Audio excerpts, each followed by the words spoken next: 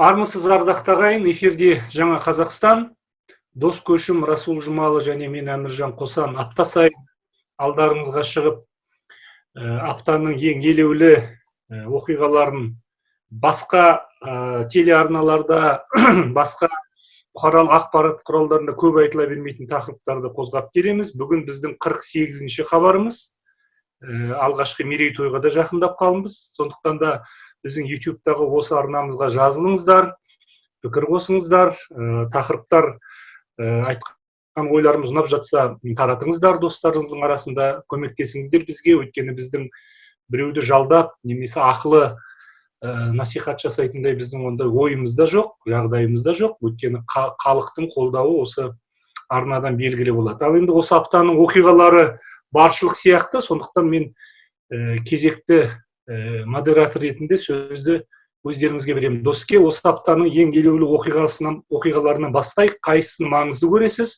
Және оған біз Қазақстанның түпкі мүддесі тұрғысынан қандай баға бере аламыз? Ассалаумағалейкум.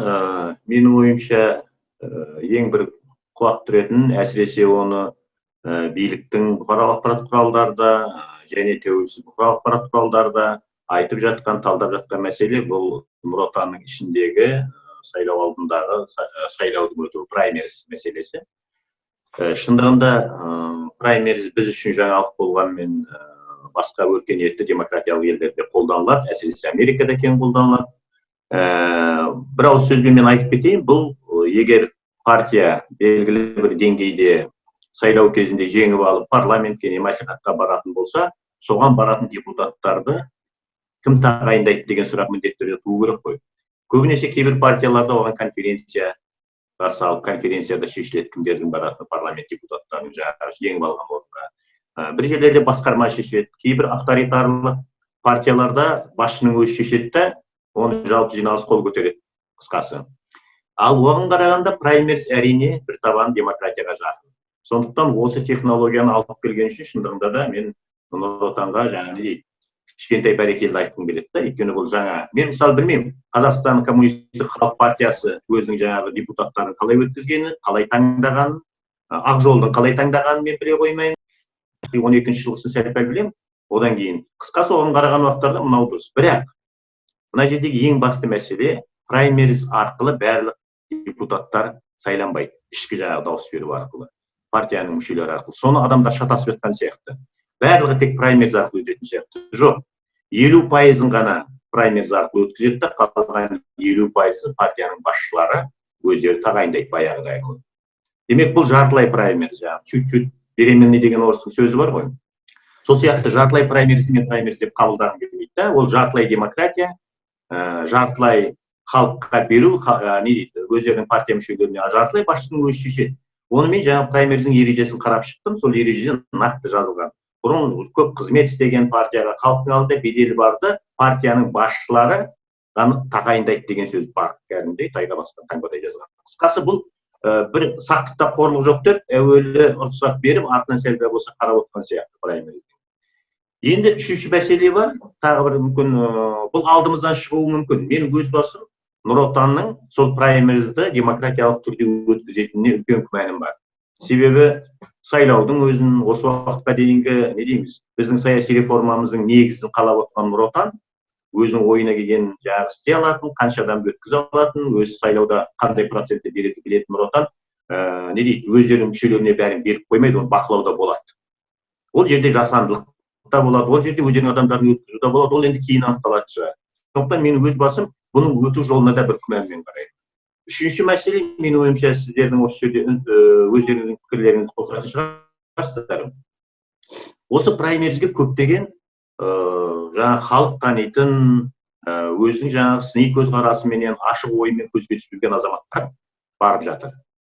Ауыт Мұхибек, жаңағы оралмандардың мәселесін көтеріп жатқан, Айдос Жұқанұлы деген тамаша журналист бар, тілінен жаңағы неше түрлі жаңағы тамаша тістеп алатын да бар, әзілі қалжыңда бар жақсы. Бейбіт Оспан деген тамаша ұлтшыл жігіт бар. Қысқасы, Бақытжан Жайва дейтін Ақтөбеде журналист бар. Қысқасы, мен өзімнің сыйлайтын адамдардың бара жатқанына мен кей уақыттарда бір сұрақ белгісі бар да, бұлар неліктен бара жатыр, мен түсіне қоймаймын. Иә, Нұр Отанға ол үлкен жетістік. Осындай адамдардың қосылып жатқаны. Себебі праймеризге қатысу үшін сен партияға кіруің күшті болу. Демек, праймериз арқылы мүше болып жатыр. Бірақ сол адамдар барған уақыттарда егер өте қалса, оның өзі не дейді, сұрақ белгісін қалдырамыз. Егер өтіп олар депутат бола қалса, шындығында да өздерінің ойын, өздерінің пікірін айта алады деп ойлайсыздар ма? Бұл қозғалыс емес қой, бұл партия. Партия дегеніміз бұл казармалық армия сияқты. Бұл жерде тәртіп бар. Партияның мақсаты бар, партияның бағдарламасы, партияның жүргізіп отырған саясаты бар. Соған қарсы келе алады дейсіздер ме? Жаңа өзінің ойын пікірін айта алатын адамдарды. Мен осы жерге шындығында да түсінбеймін. Қандай үміт бар? Жоқ әлде бұл шарасыздықтан біз осы арқылы барып, сол жаққа барғаннан кейін халықтың сөзін сөйлей аламыз. Бұл тек қана бірдің бір тәсіл емес. Жаңа парламентке не мәслихатқа бару есебіндегі жасап жатқан деп өздерін өздері алдарқатама. Менің осы әлі де осы түсініксіз да. Менің өз басым Нұр Отанды шындығында да осы біздің авторитарлық билікті ұстап отырған, соның саяси негізі болып отырған, фундаменті болып отырған партия деп ойлаймын. Ондай партияға кіргеннің өзі мен үшін бір ыңғайсыздық.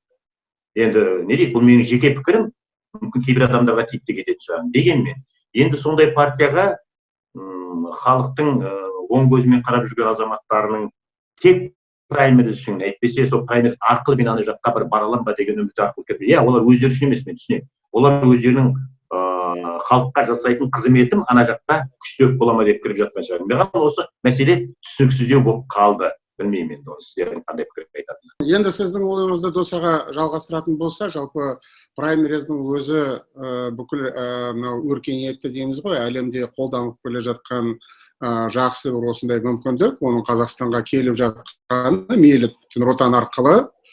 Менің ойымша бұл жаман жаңалық емес. Егер шын мәнісінде соны бір кәдеге пайдаға асыра алатын болса. Бұл жерде мен кейбір мәселелерге тоқталып кетейін деп едім. Біріншіден, праймериз рас бір табан осы демократиялыққа, әділдікке жақын, әділ сайлауға дегенге. Бұған дейін жаңағыдай партиялық тізімдер болды, бірақ олардың қалай жасақталатыны белгісіз. Сол партияның ішінде, оның ішінде Нұр Отан бола ма, Ақ Жол бола ма, бастықтардың өздері отырып алып қалағандарын енгізеді парламентке, болмаса маслихатқа. Соның нәтижесінде бір кездейсоқ сол түрлі жұлдыздар, эстраданың, спорттың парламентке келіп алып ләм-мим аузын ашпайтын осындай адамдар еніп кетіп жатқандығы қазіргі праймериз сәлде болса осы үрдісті жаңағыдай кім өтетінін, үміткерлердің кім таңдалатынына сәлде болса айқындық беретін мүмкіндік. Бұны енгізіп жатқан қазір Нұр Отан, бірақ қалған 6-7 партия неліктен үнсіз қайта сол Ақ Жол бола ма, Бірлік бола ма, ОСДП бола ма, олар неге праймериз өткізбейді? Олардың тарапынан көріп отырғанымыз қайта сын. Жоқ, бұл болмайды, қайта алдап кетеді дегендей мәселелер. Бірақ өздері өмір бақи ұйқыда жатқан партиялар азар болса сол сайлауға бір ай қалғанда ұйқыдан оянады да қайта ұйқыға кетеді. Менің ойымша осындай бір жақсы бастама болатын болса, құр сынай бергеннен гөрі өздері неге бастамасқа деген әңгіме. Бір жағы, екінші жағы жалпы қоғамдағы деген көзқарас. Рас Нұр Отанға деген сенім өте төмен дәрежеде деп айтуға болады. Бұның түрлі бастамаларынан, түрлі тырнақшаға алғаннан жобасына қоғам бірталай шаршады, күдерін үзді, көңілі қалды, бірталай аузы күйді. Сондықтан осындай бір секем білдіру немесе күдікпен қарау, оны да түсінуге болады. Талай азаматтардың, оның ішінде осы праймеризге қатысам деген азаматтарға деген өте сыни көзқарас, қаралау, оларды сатқын санау, ауыз жаласқандыққа барып отыр деп айыптау, я болмаса әлеуметтік желілердегі достығымнан шығарып салдым, мынаншама праймеризге үміттенгенді. Оларды белгілі бір дәрежеде түсінуге болады, бірақ мен өз басым қолдамаймын бұндай тоғыр. Неліктен? Себебі енді сәлде болса осындай бір табан жақындық, мүмкіндік туындап отырған. Оны жекелеген азаматтар, жекелеген болғанда қателеспесем 10 мыңға жуық түрлі белсенділер қазір осы праймеризге қатысам деп өздерінің үміткерлігін келіп тіркетті. 10 мың азамат. Олардың кейбіреулерін мен білем, шен атақ іздеп жүрген жастар емес, белсенділер емес. Шын мәнісінде еліме, жеріме бір пайда әкелем деген мен оймен келіп отырған, өздерінің абыройын осы таразы басына салып отырған азаматтар. Оларға неліктен жаңағыдай қарауымыз керек. Бұдан түк шықпайды деп отыра беруге болады. Рас, бұған дейінгі президенттік сайлауларда да ондай әңгімелер болды ғой. Бойкот жариялаймыз, бәрібір бұдан түк шықпайды дегенде. мейлі осылай отырайық барлығымыз, түк шықпайды, еш нәрсеге қатыспаймыз, бұның барлығы алдау арбау деп, одан не шығады? Одан 1 жыл отырдық, осыдан 5 жыл, 10 жыл бұрын осындай жағдайда болдық. Сіз үндемей отыра беретін болсаңыз, барлығы биліктегілер өз ойына келгенін жасай береді. Мен жаңағыдай қол қусырып отырам, я болмаса көше арқылы бір нәрсені шешем деген, бұл қайта мәселенің шешімі емес. Мәселенің бір жағы осы. Екінші, енді доса, сіз бұл жігіттер неліктен барып отырсыз деп, Нұр Отанға жаңағы мүшелікке еніп, қалай сенім білдіріп отыр деп, менің ойымша бұл жердегі түрлі жауаптар келтіруі мүмкін. Соның бірі, бұл жігіттер саяси алаңға, қоғамдық мәселелерге заңдық түрде араласқысы келеді. Ондай мүмкіндік жаңағыдай әлеуметтік, қоғамдық баспалдақтар бізде қазір жоқ. Жалғыз ғана мүмкіндік қазір туындап отырған заңдық жолда. Бұл Нұр Отанның беріп отырған праймериз. Ал жігіттер, келіңдер, қатысыңдар, парламентке басқаша түсе алмайсыңдар, шын мәнісінде солай. Парламентке тек қана партиялық тізіммен өтеді. Мәслихатқа өтіп бүйтіп түсе алмайсыздар, өздеріңізді үміткерлерін. Сондықтан бұндай опция беріліп отырған мүмкіндік. Тіпті Нұр Отанға жаңағыдай сенімсіздікпен қарайтын жігіттер осы мүмкіндікті қазір пайдаланып қалайық дегенмен барып отыр. Менің ойымша бұл жерде енді қайта жоқтан бар дұрыс дегеннің мен өз басым жақтасымын. Сондықтан осындай мүмкіндікті жігіттер пайдаланып барып, ертең мәслихатқа түсіп жатса, өздерінің ойын жеткізе алады деген мен үміттемін. Үмітсіз шайтан деген, қайталап айтам, қол қусырып отыратын болса, әрине түк шықпайды. Және тағы бір мәселе, Нұр Отан партиясының өзіне қатысты. Қазір жер-жерде енді мынау дебаттар басталып кетті. Осы праймеризге қатысушылардың осы дебатқа түрлі кедергілер салып жатқан, түрлі жаңағыдай шектеулер жасап жатқан қайта жергілікті әкім қаралар.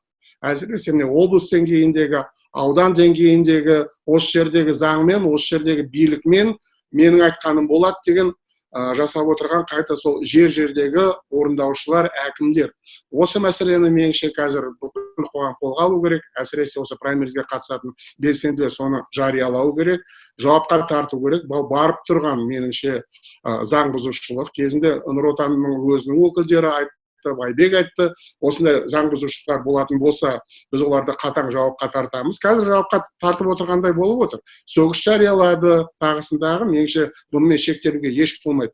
Заң бұзушылық болып отырғанда, кәдімгідей саботаж жасалып отырғанда, меніңше ондай шендер жұмыстан босатылу керек бір, екіншіден заң алдында кәдімгідей заңдық жауапқа тартылу керек, жауапкершілікке тартылу керек, сотталу керек менің ойымша.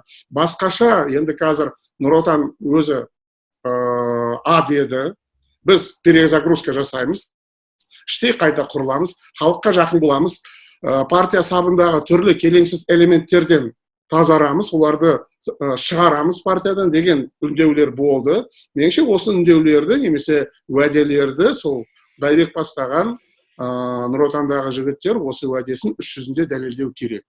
Өткен бір хабарда праймериздің тақырыптың басын шалған болатынбыз. Сіздердің ойларыңызға мен екі-ақ нәрсе қосқым келеді. Біріншіден, жаңа доске сіз айтқан, өзімде сыйлайтын қазақтың көзге түсіп жүрген қоғамдық пікірде алаңда азаматтарды айтадыңыз. Мен ойлаймын, бұл саяси аңғалдық емес. Бұл азаматтарда Нұр Отанның жарғысын, бағдарламасын, оның лидері кім екенін, 30 жыл бойы бұл партия не бітіргенін, халықтың қандай наразы екенін бәрін түсінеді. Бұлар меніңше сол Расул айтқандай бір қоғамдық өмірге араласудың бір жолы ғана. Қалай ма, қаламай ма, Нұр Отандағы осы праймериздің идеясын басталғандар, бұлардың бұл идеяның бастаманың тек қана ішкі партиялық бір әдіс тәсіл емес, шынымен де әлеуметтік желілер арқылы жалпы ұлттық сипатқа ие болып кеткен өздері де байқамаған шығар. Сондықтан бұл жерде таяқтың екі ұшы бар дейді ғой. Шынымен де бұл жаңағы қоғамда өзінің орнын ойып алған, пікірін айтатын азаматтар қаншалықты партияның жарғысында жүріп, партияның бағдарламасында жүріп, өзінің халықтық, ұлттық, демократияшылық, әділеттік, шыншылдық ойын айта алады, ол үлкен сұрақ. Сондықтан менде де үлкен күдік, күмән бар. Бірақ қалай болғанда да Расул дұрыс айтады, басқа партиялар, қазір біздің осы парламент келе жатыр ғой, енді бұлардың бәрі тіріледі, бұлардың бәрі эфирге шығады, бұларға билік рұқсат береді, бұлар барып өзінің жаңағы 5 жылда бір оянатын тірлігіне кіріседі. Сол кезде осы партияларда неге ондай жоқ деген бір ғана сұрақ бар. Өйткені ол партияда нақты мүшелер жоқ, нақты актив жоқ. Олардың бәрі де қағаз жүзіндегі жоғарыдан құрылған, шынымен де мына қоғамда өзінің сайлау сайынға айтатын өзінің қолдауы жоқ партиялар ғой. Сондықтан оларға праймериз жасау үшін біріншіден актив керек. Ал екінші мен айтайын дегенім, бұл қоғамда бізде осы праймеризге байланысты талқылау бір үлкен бір тенденцияны көрсетті. Біз мына айтамыз ғой, билік балама ойға төзімсіз, нетерпимость дейді орысша, нетерпимость к инакомыслию дейді. Меніңше өзін демократ санайтын кейбір тұлғалардың да, күштердің де балама ойға төзімсіздігі бар. Егер де сондай мүмкіндік болатын болса, ол легитимді болса, белгілі бір саяси компромиске барып, сол партияның құрамына кіріп, бағдарламасы жарғысын қабылдап, бірақ соның ішінде де мына соңғы кезде 1-2 жылда Тоқаевтан бастап айтылып жатқан саяси реформа туралы позитивті оң идеяларға сеніп, соларға үміт артып, праймеризге қатысып жатқан адамдарды біз неге қаралауымыз керек, неге куәлауымыз керек? Мен өзім түсінбеймін соны. Сондықтан кейбір адамдардың жоқ, бұлардың бәрі сатқын, бұлардың бәрі билікшіл дегендерге мен түсінбеймін. Бізде бір мүмкіндік беруіміз керек азаматтарға. Өзіміздің қасымызда жүрген ағайын сол партияның құрамында жүріп, халықтың сөзін сөйлесе, тіл, діл, экономика, әлеуметтік сала жөніндегі өздерінің талаптарын қоятын болса, онысы несі айып. Сондықтан меніңше бұл жерде біз төзімділікке шақыруымыз керек. Яғни билік қаншалықты оппозицияға, демократтарға төзімді болу керек болса, өзін оппозиция санайтын, демократ санайтын тұлғаларда айналасына осы азаматтық қоғамдағы пікірлерге төзімді болу керек. Монополия жоқ. Жалғыз мен ғана оппозиционермін, мен міне билікті иттің бір жерінен жек көрем, мен оған қарсымын, кет деп айтам. Осыны айтпаған адамдар, алаңға шықпаған адамдардың бәрі, олардың бәрі сатқын деген ол идеология ма, меніңше біздің қоғамды біріншіден біріктірмейді, екіншіден біздің реформалық жолмен дамуымызға өз кедергісін келтіреді. Мен бір-екі реплика айтып кетейін. Біріншіде жаңағы Расул, сен айттың ғой, жергілікті атқарушы биліктер осы праймериздің өтуіне кей жерде кедергі келтіріп жатыр деп. Негізінен менің бүгінгі көруімше бір-екі жерде осы мәселе шығыпты, бірақ жергілікті атқарушы емес, партияның басшылары, сол жергілікті партияның басшылары екен де. Демек енді атқарушы билік болған араласқысы келмейді, өйткені қайткенде Нұр Отан ұстап отыр ғой осы билікті. Сондықтан жергілікті жердегі менің бұны жаңа айтып кеткенім де сол. Праймериз жақсы нәрсе, бірақ соны қалай жүргізеді? Нұр Отанның өзінің ауруы бар, өздерінің адамдары бар, өздерінің жаңағы топтары бар, соларды тықпалауға тырысады. Праймеризді жақсылап өткізе ме? Ол екінші мәселе. Енді ал негізгі мәселе мынада сияқты. Қазір біз бір өл арада тұрмыз да, не Қазақстан Тоқаевтың келуіне байланысты жаңа реформа бола ма деген, жаңа саяси реформа бола ма деген мәселеге. Сондықтан Нұр Отанды осы праймериз арқылы күшейтіп, тағы да бір жақсы жігіттерді кіргізіп, осы не дейміз, өзіміздің батпаққа батырып отырған тіршілігімізді әрі қарап жалғастыра түсетін сияқтымыз да.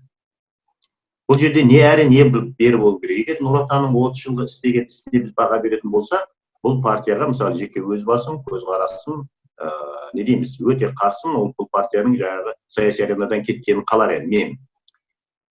Ал жаңағы келіп жатқан адамдар мен жаңа түсінбедім деген. Бұл осы біздің агониямызды осы айтқан уақыттарда Қазақстанның агониясын әрі қарап жалғастырады осы арқылы, менің түсінігім бойынша. Өйткені жаңадан адамдар оны енді бәрі мұрнымызда белгілі бір тобы кіреді. Ол топты мен де жақсы көремін, сен де жақсы көретін жақсы адамдарымыз бар ішінде. Енді әңгіме, мынау Оразкүл Асанқызы деген тіл басқармасының бастығы бар ғой, болған кезінде батыр әйел Қазақстандағы Астананың тіл мәселесін өте жоғары деңгейге көтерген. Сол депутат болған. Депутат болғаннан кейін бірде-бір қазақ тіл туралы мәселе көтерген жоқ та. Қызық болып қалды. Енді бәріміз қуанып қалып едік. Кейіннен жаңағы әңгімелескенде басқа кездерде мен білдім да, ол оны алып барды да, енді өмір бойы тілмен айналысып жүрген адамды ұмытпасам, халықаралық комитетке кіргізіпті. Жаңағы не емес, мәдениет емес, Енді бұл тіл туралы сөйлейін десе айтады дейді жаңағы менің мәжілістің басшылары. Кешіріңіз, сіз анау халықаралық комитеттесіз ғой. Мынау мәселеге сөйлеу. Қысқасы, ана жаққа барғанның өзінде сөйлей алмай қалды да. Бұл біздің биліктің жаңағы әдіс тәсіл дейміз бе. Сондықтан жаңағы жігіттер, қыздар, егер өте қалса, Алла өткізсін. Бірақ әңгіме ана жаққа барғанда сол мәселелерді жүзеге асыра ала ма деген тағы сұрақ бар. Мен жаңағы неліктен бұлар кіріп жатыр деп сұрақ қойып отырғанның негізгі себебі сол сияқты. Сондықтан жаңағы кезінде мен мысалы нені көрдім. Ақжолдың өздерінің ұмытпасам 8 адам ба 9 адам ба соларды қалай өткізгенін мен білемін. Ұмытпасам Зиренітте үлкен жиналыс болды. Сол уақыттарда сол жерде жұмыс істеген, сол жерде өзін көрсеткен Амангелді Айталын өткізбей тастады. Қазбек Исаны өткізбей тастады сол жерде. Оның орнына бизнесмендер өтті. Қалай өткізгенін де мен жақсы білемін. Енді бұл жерде оның ары жағы кескім келмейді. Сондықтан праймериз, мен айттым ғой, бұл демократияға жақын. Оған мен соны алып келген үшін Нұр Отанға үлкен рахмет айтамын. Бірақ кез келген саяси реформаны, әйтпесе кез келген институтты авторитарлық режим өзіне пайдаланады екен. 30 жыл бойы мен осыны көрдім. Мысалы, референдум деген тамаша нәрсе ғой. 95 жылғы конституция референдум арқылы қабылданды. Қысқасы, менің қорқып отырғаным осы праймеризді Нұр Отан партиясы басқаша, не дейміз, мақсатқа пайдаланып жатырған сияқты болып көрінеді. Лайым жылда мен қателесейін. Жақсы, енді келесі бір тақырып, менің ойымша әлі де болса Белорусияның жағдайына біз кеңірек тоқталған жоқпыз. Әлемде біраз өзгерістер тағы болып жатыр ғой. Сондықтан менің ойымша Белорусияға тағы көңіл бөлу керек сияқты. Біреулер халық жеңеді, біреулер жоқ, Лукашенко жеңеді, ертең не болады дейді. Менің көзім жететін бір нәрсе.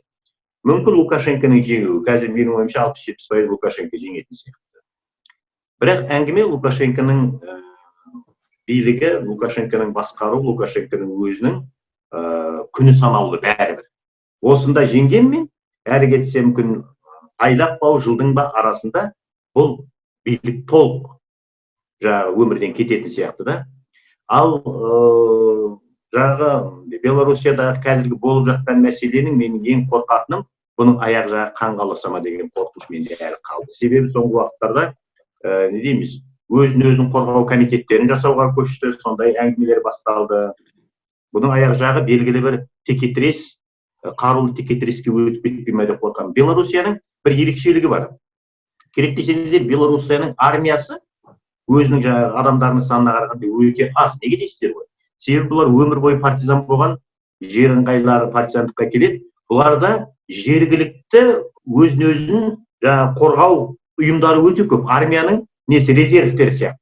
Әрбір облыста бұларда дайын тұрған не дейміз, халықтық армия бар. Бұл кәдімгі заңды түрде Белорусияның ерекшелігі. Негізгі регулярный армия дейді, олары аздау болғанмен басқа. Бұлар дайын тұрған соғысқа, қақтығысқа басынан өткізген тарихында дайын халық. Сондықтан мен Лукашенко осыған алып келе ме деген менің қорқынышым бар. Сендер қайда? Өйткені бұл Европаның енді төрінде отырғанмен өзінше бір тоталитаризмнің бір қалды болып қалған еді ғой. Ал ондай елдің оянған уақыттарда, қарсыласқан уақыттарда, олардың аяқ жағындағы бір соғыстық, азамат соғысы деңгейіне кетіп қала ма деген менде қорқыныш бар. Досаға, енді сіз жаңа Оразкүл апайымызды еске алып отырсыз. Кезінде осылай қазақ тілі деп парламентке түскен, бірақ халықаралық комитетке түскеннен кейін сол қазақ тілін айта алмай қалған.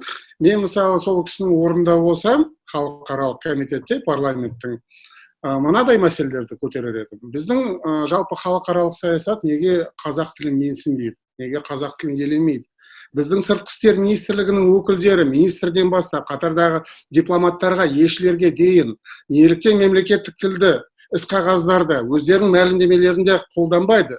Неліктен мемлекет басшылығы сырт әлемге сапар жасағанда көбіне орыс тілінде сөйлейді деген мәселелерден бастаушы едім. Я болмаса Қазақстан мемлекетінің атауы неліктен латынша дұрыс жазылмайды деген мәселелерді. Менің айтпағым, жалпы осындай парламент, мәжіліс, мәслихатқа түскенде жаңағы шектеулерге қарамастан азаматтар, белсенді азаматтар өз дегенін қалай болса да жасауға болады деген ойдамын, иә. Ал енді жаңа Беларусь деп отырсыз, шын мәнісінде әрине көпшілік азаматтар жерде, шет елде, Қазақстанда сол белоруссиялық қоғамды қазір оянып келе жатқан қолдайды, олардың өзгеріс болғандығын, Лукашенконың тезірек кеткенін, осыдан бір ай бұрын жаңағыдай мәселелер басталғанда бірталай эйфория болып еді. Әне міне Лукашенко кетеді, әне міне осы диктатордың соңғы сағаттары қалды дегенде, сонда біз осы жаңа Қазақстанда отырып талқылап едік. Әрине эйфория, романтика дұрыс-ақ, бірақ реал политикаға, шынайы саясатқа келгенде ондай өзгерістер өкінішке орай тез бола қоймайды. Сол кезде біз, естеріңізде болса, Венесуэланың тәжірибесін келтіріп едік. Халқының басым көпшілігі диктаторға қарсы, Мадуроға қарсы, халықаралық қауымдастық оппозиция жағында болғанымен, мінекей 3-4 жыл болды, жаңағы Мадуро билік басында отыр.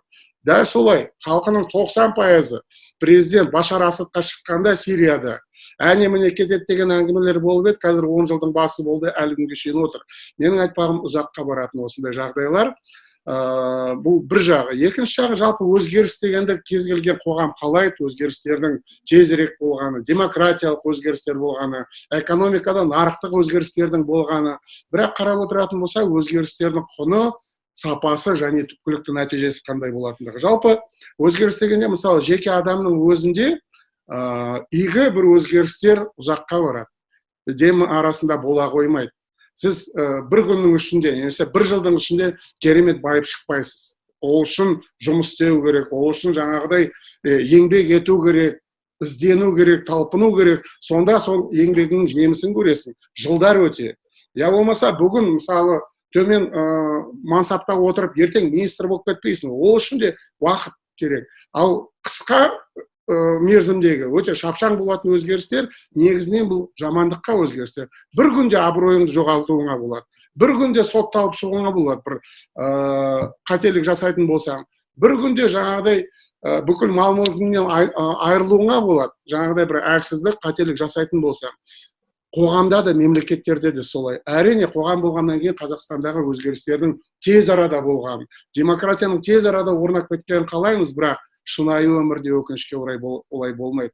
Ұзақ мерзімді жақсы бір жаңалық, нәтиже тек қана қажырлы, кешенді, еңбекті қоғамның тарапынан, талпынысты, табандылықты талап етеді. Ал шапшаң тез өзгерістер көбіне 99% жамандыққа алатын өзгерістер. Революция бола ма, қантөгіс бола ма, соғыс бола ма, бүгінгі Белоруссияда көріп отырған жағдайлар, кешегі Украинада көріп отырған жағдайлар, немесе Қырғызстандағы. Сондықтан менің ойымша қайта баяғыдан айтамыз, осы эволюцияның жақтасымыз, өзгерістер өздігінен өзі бола қоймайды. Қайта жаңағыдай праймериз жаман, Нұр Отанға сенбейміз, сайлаулардың барлығы өтірік өтеді деп қол қусырып отыратын болса, өзгерістер өздігінен бола қоймайды. Оны сырттан келіп ешкім жасап бермейді. Өзгерістер болу үшін, қайталап айтам, ұзақ мерзімді, кешенді, сауатты әрекеттер керек. Бұл жерде енді кейбір азаматтар жаңағыдай белсенсіз отыруы мүмкін, бірақ белсенділік танытқан азаматтардың, жаңағыдай праймеризге түсіп жатқан мысалы, ең болмаса қуаттамайық қой, ең болмаса қолдамайық қой, ең болмаса аяғынан шалма, ең болмаса кедергі жасама. Меніңше осындай дүниелерден бастағанның өзі жаман емес. Рахмет. Енді праймеризге қатысты бір ой қосайын. Доске жаңа айтып жатсыз ғой, осы ертең осылар өтпей қалып жатса деп. Мен оған қуанар едім, саяси процесс ретінде. Өйткені сол азаматтар бәлкім сол Нұр Отанның ұранына сеніп, бәрі дұрыс болады, шынайы праймериз болады деген азаматтар сеніп, оған дейін әлі оппозицияда болып көрмеген ресми түрде, бәлкім қоғамдағы кейбір сыни пікірлерді айтқанымен, толыққанды, кешенді түрде оппозициялық позицияда болмаған азаматтар шынымен де өз сол ішіне кіріп көреді, кухнясын көреді. Бұл саяси технологияның, Нұр Отанның қаншалықты әділетті праймериз өткізетінін, оның қаншалықты жоғары жаққа бағынышты екенін, ертең парламенттегі тізім президент, үкімет, министрлікте шешілетінін, жоғары жақта олигархтар шешетінін ертең сол парламенттің мүшесі кім болады, сол кезде өз көзімен көреді де, маңдай тасқа тиіп, олар да бәлкім шынымен де осы саяси жүйенің осында іріп шірігенін, әділетсіз екенін көріп, бәлкім демократтар қатарына қосылар. Өйткені қалай болғанда да саяси белсенділік ол бір адамға бір рух беретін ғана нәрсе емес, сонымен бірге ол өте адамның бойынан кетпейтін нәрсе ғой. Танымалдықты көреді, эфирге шығады, саяси күрестің әдіс тәсілін үйренеді, әлеуметтік желіде танымал болады. Сондықтан ертең олар да бәлкім ертең өз партияларын құрар. Бәлкім Нұр Отандан мен ұсыныс айтар едім, Нұр Отанның ішінде шынымен де лайықты азаматтар өтпейтін болса, қоғамдық ұйым құрсын. Болды ғой біздің мына саяси өмірде де кейде кезінде мысалы экономикада теперіш көрген олигархтар қоғамдық ұйымдар құруға тырысты, сайлауға қатысып сайлаудан әділетсіздік көрген тұлғалар партия құрды. Сондықтан меніңше бұл жалпы Қазақстандағы саяси процесс үшін. Мен бұл жерде Нұр Отанның рейтингін ойлап тұрған жоқпын. Жалпы болашақта Қазақстанда сондай белсенді, жанашыр, халықшыл, ұлтшыл, демократияшыл күштерге жаңа толқын келуіне меніңше бұл праймериз өзінің үлесін қосып жатса, мен қуанар едім. Ал енді Белоруссияға келетін болатын болсақ, ана жолда бір сіздер мен сырқаттанып жатқанда толайым бір хабар арнадыңыздар ғой, жаңа Досекеңнің сөзін жалғастырғым келеді. Ал енді не болады? Халықтың қақарына ұшырай ма Лукашенко қолына автомат ұстап жүгіріп жүрген? Және де оның қазіргі таңда жеңсе де ол өзі көрдіңіз ба қандай сөздер айтып жатыр? Возможно, я пересидел деді. Сөйтіп айтты. Екінші тағы бір сөзі бар, айтқан, нам нужна конституционная реформа деді. 2 жылдың ішінде жасау керек деді. Сондықтан қалай тіпті Лукашенко осы қысқа мерзімді ұрысты жеңсе де ол соғыстан жеңілді. Сондықтан бұл пир жеңісі болады, ол қалай болғанда да. Бірақ мені Қазақстанның азаматы ретінде Ресейдің қазіргі неоимпериялық саясаты мазалап жүрген азамат ретінде толғандыратыны Лукашенконың орнына кім келеді? Шынымен де халықтық қолдау арқылы келген қазіргі міне үйлестіру кеңесінің өкілі келе ме?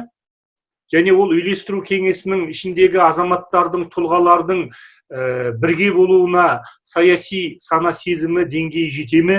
Әйтпені олар да ертең біздің оппозиция сияқты быт-шыт болып, бірі бойкот жариялап, бірі жамандап, сатқын деп, бірі сайлауға түсем, біреу түспейм деп кете ме? Өте үлкен қауіп бар.